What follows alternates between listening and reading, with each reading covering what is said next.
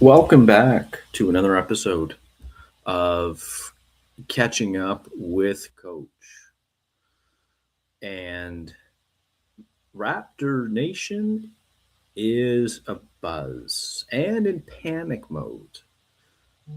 There has been a concerning trend, I would say, over the last maybe month or so, actually.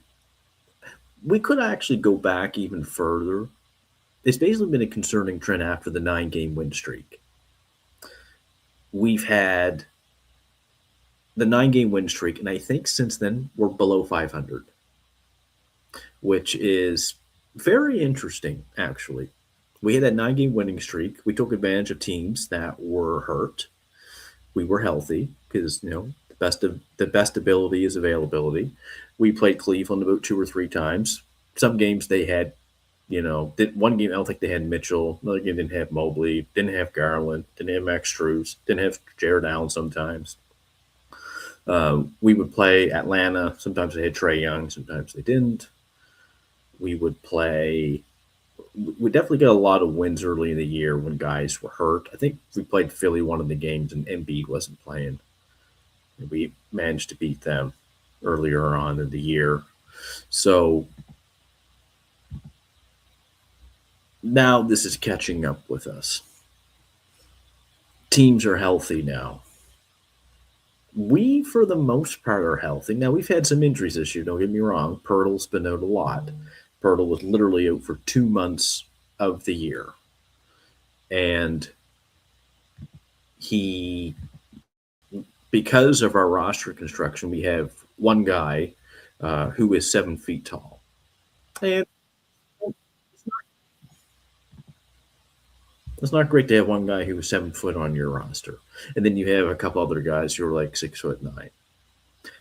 Good luck against Cleveland with one 7-footer on your roster. Even though we beat them, I get that, but Cleveland's playing much different now.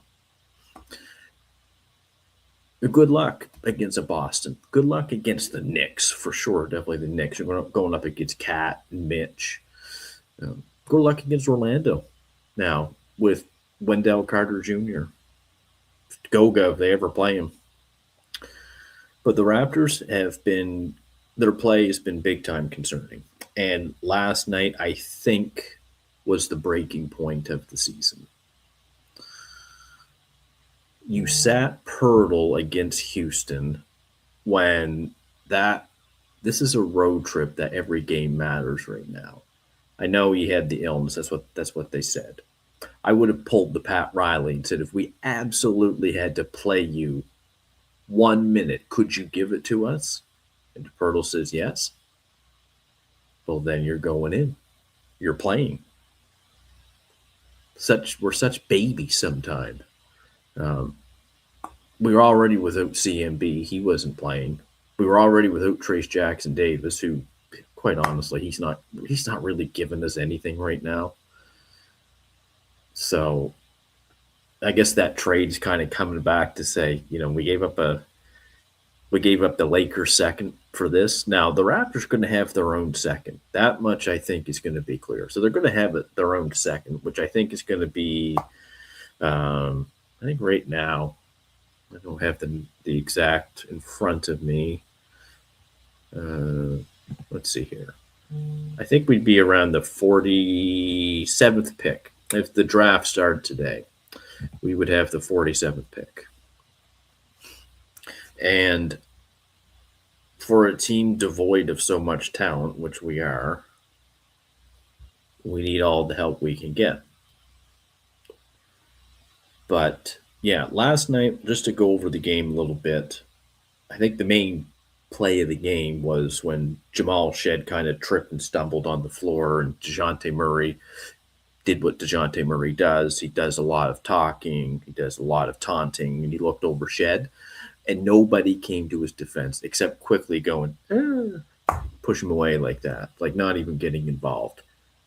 Ingram never did anything. Scotty never did anything. Jacoby never did anything. Nobody on the floor did anything. You never saw anybody like get up. Like Jamal Shed is your teammate. I think he's playing like garbage lately. He's terrible executing on offense as of late. The turnovers have been abysmal, especially those long outlet passes that you teach in junior high basketball. It's what we all teach as coaches to master that. I'm seeing some of his passes go like 10 to 15 feet in front of the guy. That's a point guard. That's not like Pirtle throwing the ball. So there's just little things like that that really catch up with the team. And when you can't capitalize on that, it's very deflating. It's demoralizing, especially from a point guard. It's not like he's 18. Jamal Shiv was a 4-year point guard at Houston, and he's in his second year with us. So some of these turnovers that he's had lately, they've been bad. And they got to be corrected, period. Because Jamal Shed at times has shown flashes this year of doing pretty well. I remember at first of the season, people were saying, trade quickly, start Shed. Now, I don't think you want to do that right now. Quickly is one of your few bright spots, and he's not exactly Chris Paul out there in terms of being a floor general. But Quickly does have the skill set of being able to shoot the ball, which this team does not have. I said before the season started, I remember I was on Basketball Rewind, told Hopeful and beyond. Manuel Quickly is going to be an X factor this year if they're going to have success because he has the one skill set that none of the other players have, and that's the pull up three. It's the three in which he has a reputation of. Let me put it that way. People know Quickly is a 38% 3-point shooter. Scotty doesn't get that. CMB not getting it. Grady doesn't have it this year. You can just leave Grady wide open. Jacoby doesn't have that. He had it in spurts, but it's not enough. Mamu had it in spurts. Jamal Shed doesn't have it. Think about that for a second. Your backup backcourt of some combination of Shed, Jacoby, and Grady are not reliable offensive threats right now. None of them. Do you know how sad that is? How can you be a top 6 team if you're getting next to zero offensive production from your backup point guard, backup 2 guard, and if you want to call him backup 3? Really, Grady's a 2. You're not going to go anywhere with that. In Mamu, quite frankly, defensively, he has been awful. He's given you some games of pretty good production, especially shooting the ball. He's not bad off the dribble, too. He's better than I thought that he would be. And to be clear, he's still the Raptors' best free agent signing in this team's history. And what you're paying him, the value that he's given you. He's been pretty good in that sense. Like he's actually gotten some minutes and gotten some, on court reps in meaningful time this year. So, but lately Mamu's defense has been terrible. It's bad. The defense lately I find has been falling off. Now I don't know, some of that is fatigue. Some of that just could be maybe it's their sets that they're running. But last night was the breaking point for this team. You have zero leadership. Or at least in that moment last night, you didn't. Does that happen if Kyle Lowry and DeMar DeRozan are on the team? If young Fred Van Vliet goes down and DeJounte Murray stands over him? No way. Lowry is in his face. And we saw it one year when Lance Stevenson, when he was playing for Indiana, he took a layup with like no time left in the game. And DeMar and PJ Tucker got in his face, and they were ready to throw down. We've seen Serge Ibaka grab Marquise Chris. I'm not advocating that you have to choke someone, but you have to set an example. Say, no. The disrespect, not going to happen here. And DeJounte Murray, quite frankly, was disrespectful to Jamal Shed. And when the Pelicans come to town, again, when they come to Toronto this year, they better be ready for it. Toronto should be hungry to play that game. But sometimes I can't tell with his team. They're about the vibes. Or about training in Spain. Or about going to LA. We're all about chemistry. Put a lot of work in. I mean, I'm not saying that's such a bad thing, but there's such an emphasis from I don't know, Raptors PR, Raptors coaching staff, like, oh, we're together in Spain and we're doing this, that, and the other. I don't know. I hear all kinds of teams just getting together in the off season, doing a lot of scrimmaging and team stuff. You could be in Wisconsin for all I care. What do you have to go to Spain for? Get to really grind in the off season. Really get to practice harder than you play. There's always an excuse. I find it's, well, we've lost, but we're only in year 2 of a rebuild. What was that? I'm sorry. What was 2 years ago with Pascal? And then we're still here. Was that nothing? I find this year, the year that they were 500 with Nick Nurse, the last year Nick Nurse was here, we are heading down that direction. I'm not saying we're quite there because our record obviously is better than the time of that. Because they were 5 or 6 games below 500 that year, and then they managed to claw back after getting some big wins. And then eventually they lost to DeMar DeRozan's daughter. But this team is looking eerily similar to that team. You just feel like the wheels are going to come off. And they kind of did last night against New Orleans. Now, New Orleans offensively, when healthy, I can make an argument they're more talented than us offensively. Trey Murphy is legit. Herb Jones looked like Chris Mullin last night. We made Herb Jones look like Chris Mullin. Think about that for a second. Every time I looked up, Herb Jones splashing threes. Trey Murphy looked like prime Klay Thompson. And Trey Murphy's good, don't get me wrong. I would trade multiple firsts for him. No question. I wouldn't think twice.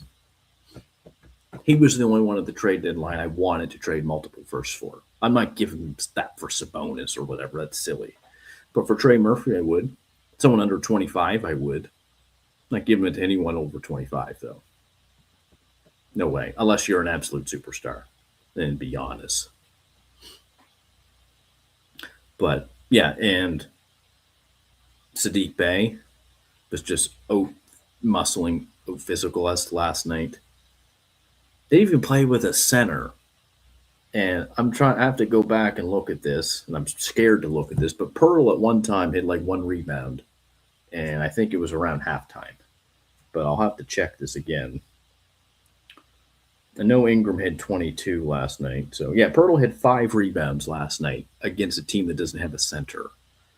Their center last night was Herb Jones. Yeah, they had Yves Missi come in off the bench and get 10 rebounds. Trey Murphy had 7 rebounds. Zion only had 6. Yeah, Herb Jones, 4 of 6 from 3 last night. Trey Murphy, 5 of 8. DeJounte Murray, 2 of 6.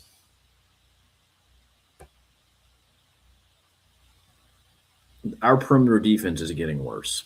Even though we're still top 6 in defensive rating, which is mind-boggling to me. But yeah, and Scotty last night. Why is Scotty hanging out in the corner so much now? I feel like it's 3 years ago, and I'm seeing that from Pascal Siakam. Why is he hanging out in the corner taking jump shots like Klay Thompson?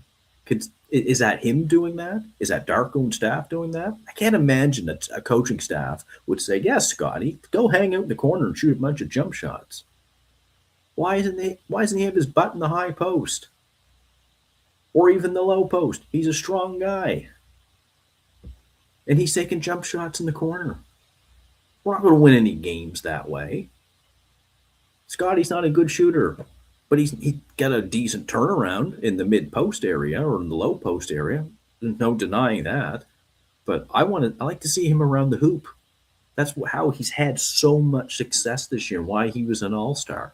Obviously, defensively, yeah, he's done a ton for this team, and I'm sure there are times he just gets frustrated because he feels like he has to not only guard the best player on the other team, but also play rim protector and sometimes point of attack defense.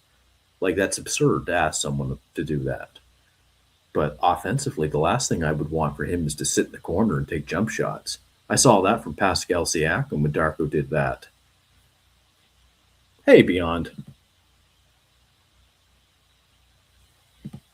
Yeah. Beyond, read your message if you want, or read our chat message if you're interested. Um, yeah, so I'm still wondering why Scotty's been setting up in the corner taking jump shots all day. Is he hurt? Does he doesn't want to go around the hoop? New Orleans literally has no center. Could have lived in there last night. And if he gets going in the high post, then you probably got to send more defenders his way. And he's smart enough, certainly, to make some of these big passes.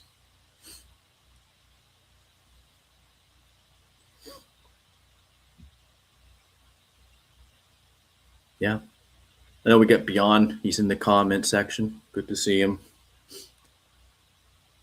But the jump shooting has been atrocious as well for the team. I don't know how many shots I saw last night. Jacoby, wide open. Clank. RJ, wide open. Clank. Jamal Shea made a few, I think, in the third quarter. But it was pretty embarrassing last night. I'm just getting some of the stats here. Yeah, Scotty, 1 to 6 from 3. Ingram, 2 to 7 from 3. Quickly, 3 to 7 from 3, which is not bad for this team. RJ, 1 of 6 from 3. Mamu, 2 of 6. Shed was 2 of 4. Jacoby, 0 of 3. Grady, 1 of 3. You ain't going to win many games when that is the stat line of guys shooting threes. You're just not. And I don't know how they can go from here. Because honestly, some of those guys had good looks last night, and they just don't make them. There was a big momentum shift in the game last night. It was in the fourth. I believe it was in the fourth quarter. Quickly was coming down the court in transition. He had RJ on one side, who has made what at that time maybe 1 3 or 2 threes, and he had Jamison Battle on the other, who had just made a 3 for the team. Now, who should you pass to in that situation? You want to go to RJ? You want to go to Jamison Battle? I'm going to pick and go with Jamison Battle. I like RJ. I'm a big fan. Beyond knows that. But if you give me the option of Jamison Battle or RJ Bear, I'm damn well passing to Jamison Battle for 3, who had just made a 3. That would have put them ahead in the game, which might have been the momentum turning point. And we're not having this conversation today. Instead, the Pelicans come in and win by 20. Beyond. Can you hear me?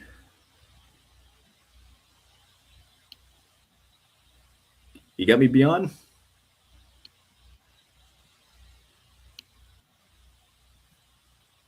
Beyond, not sure if you can hear me. Can't hear you.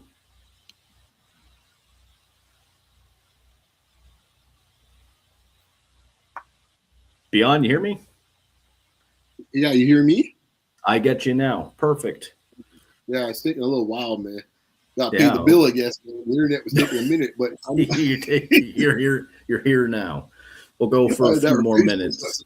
Yeah, Meta's got some issues, or YouTube's got some issues. I'm not sure what's going on, but yeah, man. You know what? I'm going to kind of respond to your Scotty in the corner question. Why that's happening? My theory's always been, I don't think Darko's offense is not conducive to having wings as being the focal point of the offense. So what do I mean? Well, if you have two guys that are dominant wings for your offense, Darko's offense doesn't allow them to play together. So therefore, one of them might be able to have the ball, to be on ball, but the other one's not in the play. Therefore, what you do with that other guy?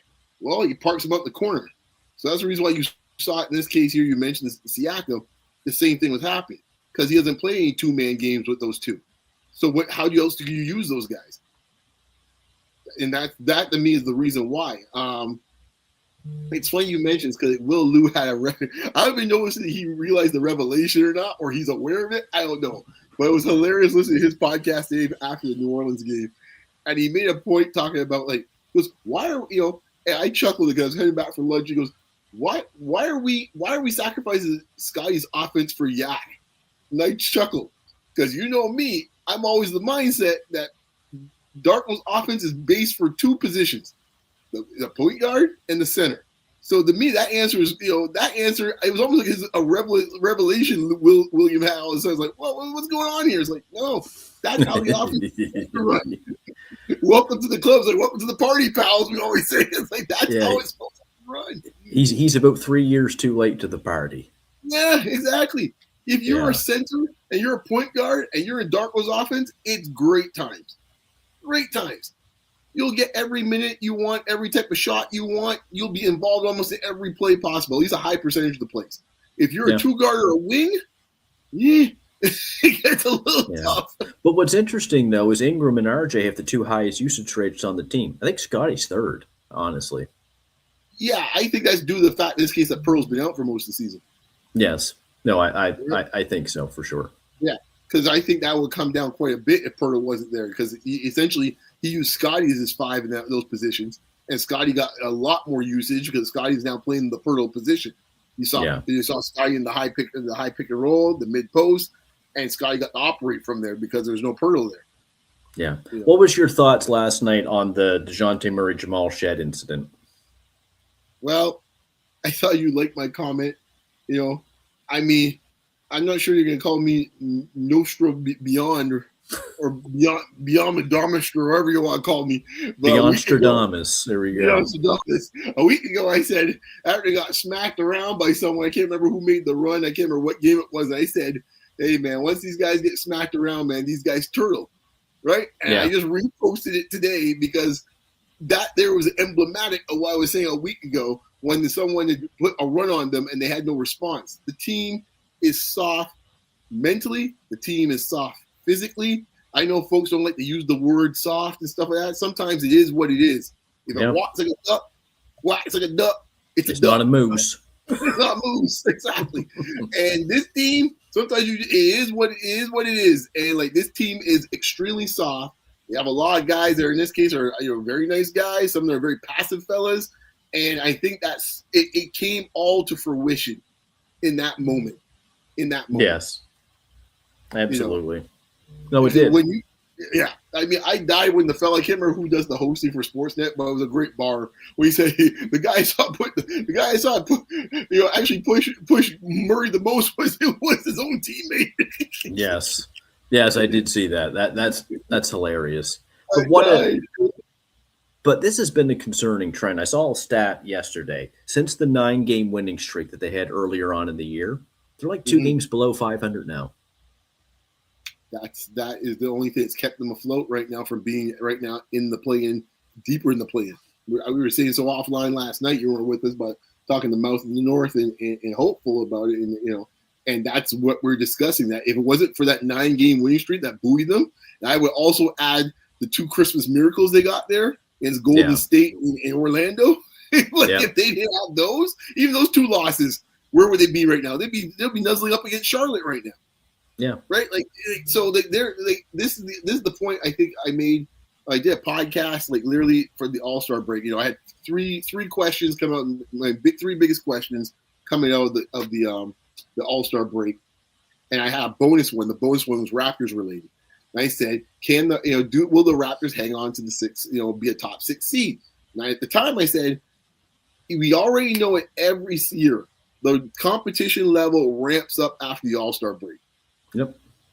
Everyone's ramping up to try to get in the position, trying to get home court advantage, trying to get out of the play-in, whatever scenario is, folks are ramping up.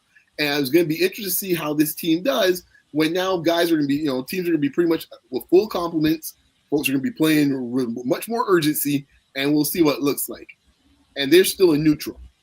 It's fine, and the other thing too is going back to your Darko point and with Scotty, Darko doesn't have a lot of ideas.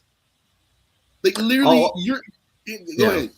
No, I just see a lot of dribble handoff at the top of the 3, and then by the time you keep doing that, there's 10 seconds left on the shot clock. Go make something happen. And I'm just like, we don't have the skill, so we only have one guy who can get his own shot. That's Ingram. Well, William Lou had a stat today, which is one of these things where you feel the eye test is telling you that, but you're not quite sure. He said post All-Star break, I think it's the All-Star break was the threshold. the Raptors have been 23rd in passing, tied with I can't remember which team it was. Which it was a bad team in Washington. In Sorry, other words, 20 in the total passes, like they're yeah. 23rd. In other words, they're not moving the ball. It's all That solo is city. interesting. Yeah. Yeah, yeah. I was like, wow. Like, you're watching it and you're not quite sure, but then when you see it in black and white like that, when you, at least in his case, when you audibilize it, it's like, damn, you're tied with Washington for like 23rd. It says a lot. Now, I don't know. Now, this is where I think the conspiracists come out, and maybe why there's like this, in this case here, man, like there's the Barnes Brigade out here that's out here looking for their next enemy. So Brandon Yes. Ingram, boy, you're up the bat, come on down. But I will say this in that respect, I would say there has been more of a focus on getting the ball to Ingram. It seems like more now than before. To be fair, now I don't know which one's which, right? It's the chicken or the egg. Is the focus because they're trying to rev up in this case and get the ball into more sets with Ingram as they get close to the playoffs? Or is the fact in this case Scotty's not producing on offense, therefore I must rely on Ingram even more? Well, Scotty's numbers haven't been good since the All-Star break. I saw that they're too. they're like 15 points per game or something. Look, people who think Scotty, yeah, but people who think Scotty's going to be some kind of 25-point per game player. He's never going to be that. I think Scotty, before pre-All-Star break, those numbers, if those are his peak numbers, wouldn't shock me. But that's still a pretty good Scotty. Like that's a good solid on this team. It's a good second option, but probably on a great team, it's a third option type numbers. Yeah, right. I don't even know. Yeah, I mean, like even on a second, like that's I don't even know on a mediocre team that's a good second option. Quite honest with you, I'm thinking some teams that are pretty much like you take for example. I was watching the Clippers last night. At this moment right now, Matthews is considered their second option. By the time Matthews is done the season, if he's playing a Clippers uniform, I think they say he's already averaging 20 a game in the Clippers uniform. Right? Yeah. And that's their second option right now. And I suspect that's going to continue to go up as he gets more games underneath his belt. So even on a team like the Clippers, which is literally middle of the road at the moment, 33 and 32, they got a guy on the team that's averaging 20 points in their uniform. That's not named Kawhi Leonard. Yeah. Like it's like so. Even then, I'm like, I'm like, boy. I mean, unless you have a team that spreads it around a lot, and you got one guy's getting 18, another guy getting 19, one guy getting 21, fine. And I guess in some ways the Raptors are kind of like that, but I'm not sure if the Raptors have the luxury to be that type of team at this point. Yeah. Darko was brought in to be developmental coach, and I'm not so much trying to dump on him or anything like that, but the guys that they've drafted since he's been here, Grady, Jacoby, Shed, CMB's a rookie. I'll cut him some slack. There hasn't been that offensive production. They haven't got that from these guys. Grady showed flashes of it for about 2 months last year before all the guys came back. And now Grady's got a different role, but Grady just can't seem to get over the top of the confidence issues, whatever's going on with him. Jacoby lately, he has been next to giving you nothing at all either. Like Jacoby's average, he's shooting about 35% from three on the year. I think Grady's around 30%. I dare not look at Shed's 32% from three, but we know it's been atrocious on offense lately. Guy plays hard. Don't get me wrong. Shed plays super hard, but offensively, he's not giving you anything. What do you think lately it has been the issue with offensive execution? Is it a bit the players? Is it a bit the play style from the coach? Is this just plain roster construction? Or all three? So, I mean, you, as always, are such a gentleman. Folks, is a real nice man in this case. I just say that. I'm going to dump on him, okay? Okay. When the mandate came out, and Masai and Bobby, they said, why did we go all around the world and we played, where's Carmen Sandiego to find a coach? One of the reasons why, remember we were out in Italy trying to get what's his name there to come back? We were all over the place. Took like 3-4 months. We had playoff teams finished, and they got coaches before us. Sergio, Yeah, Sergio, my man Sergio. And even Sergio said, nah, boy, I want you part of this. Anyhow, what they sold us is that, a couple of different things. One was, you know what, a change of culture. That was one of the big things. The culture, the culture, the culture. One of the other big mandates they said was, hey, man, he's got pedigree. He's a developmental coach. Look what he did in Memphis. Look what he did here in Phoenix and blah, blah. That was what they said. That was one of the things he was bringing to the table. A developmental coach to help our young guys. All right, so to your point, let's look now after 3 years. How do the young guys look? Shed, no better. Grady, gotten worse. Jacoby, stop, fizzled out. I would even say CMB. For guys ranked the top 10 pick, I've never seen them even try to run a couple plays for the kid to see what he could do. It wasn't like he was averaging 8 points at South Carolina. And South Carolina plays in a top conference. He can score. Can you get the kid a ball in the post, something? Let me see what he looks like. Nope. We ain't going to do that. Because the reason why is, going back to the original point with Scotty, we have a coaching zealot. He believes in his scheme. He believes in his offensive principles. He will not deter from them. Those are the commandments. Thou shalt not move away from my offensive thought process of what I'm doing. So therefore, I don't run pick and roll that will help some of these players. Therefore, I get a whole bunch of motion shooters like Jacoby and Grady, and then what the first thing I do, dudes, read all that running around stuff. Don't worry about that. Don't worry about that. You spot up here in the corner here and just wait for an outlet. That's how they actually get their game off on. Right? So, when I look around here and then CMB, you just sit here and just get some rebounds and the odd stuff for a putback. You don't run nothing for the kid. So I said a couple weeks ago when Jaylen Brown finished off, they beat the Sixers on a big game on NBC, and they had the lady speak to him in the post-game interview. He said, she's asking, how is the Celtics turn up another notch? He said, our young guys, they've gotten better throughout the season, which has lifted us.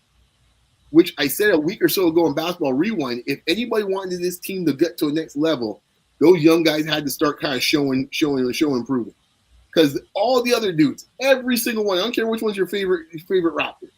IQ is what he is. RJ is what he is. Scotty is what he is. BI is what he is. Yak is what he is. Mamu is what he is. All them dudes aren't going to get any better. What you see is what you get. So your only chance to get better, since you're not going to bring anyone outside to do so, is hope when these young guys, a couple of these young guys really pop. And he never afforded the opportunity for that to be the case. And now he's sitting around here doing his best Nick Nurse impression, playing 7 guys. Well, okay, you're building on a point that I wanted to make. It's going to be one of the last ones because I do have to go. Mm-hmm. But Nick Nurse, we remember how bad the shooting got towards the end of the Nick Nurse tenure here.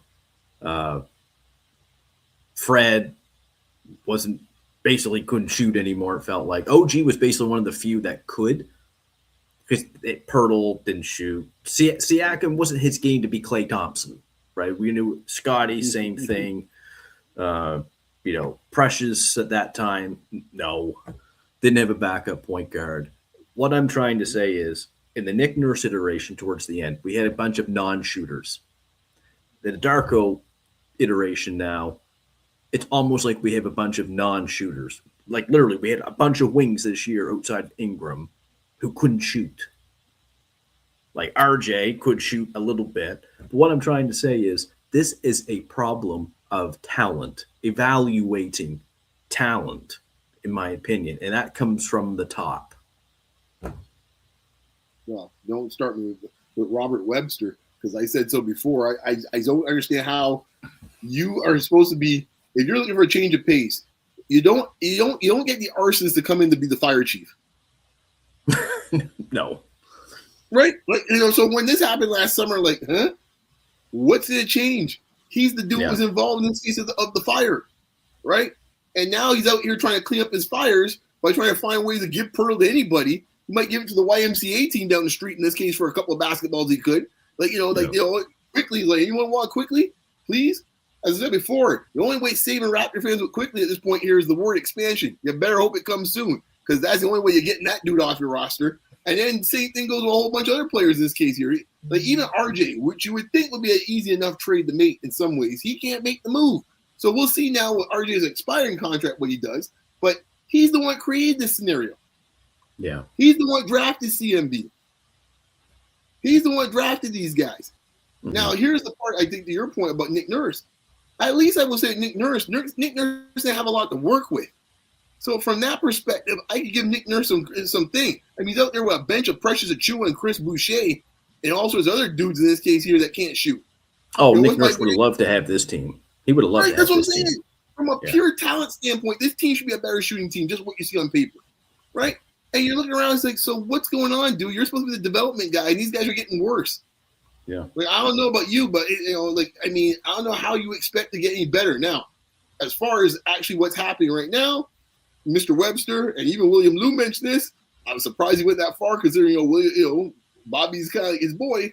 I'm surprised he even went this far when someone asked him a question about if this thing goes really south, and he said, "Yo, man, all bets are off." Essentially, what he said. It's like, well, hey, once again, as my man Bruce Willis said, "Welcome to the party, pal." It's like, yeah, all bets are off.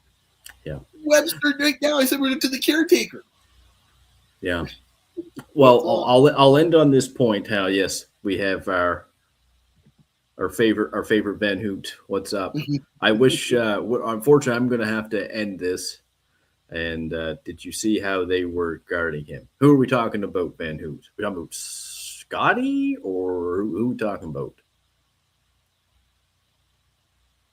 Yeah. He'll put it up in a sec. But yeah, as I said, I think I said this to you guys. I'm not sure. Maybe I posted it.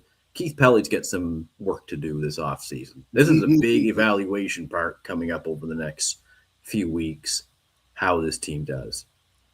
He said Barnes when he tossed up the floater. I didn't specifically. I don't know which play you're specifically relating to, but I'm guessing maybe they didn't guard him that much. No. Right now, Barnes is in his own head, and Barnes lacks confidence at the moment as an offensive player at the moment. And you know the NBA, man, it's cutthroat. If they smell blood in the water.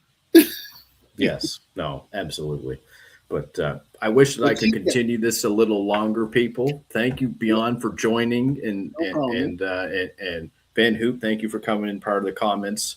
And Keith Pell, you got work to do, my friend, man. You got two teams that are right now going the wrong direction. That's why I'm a Habs fan, man. I can't do the whole Toronto connection stuff, man. No way. And that's already stressful enough. So, anyways, thank you, everyone. Please take care. Thank you, Beyond, for coming.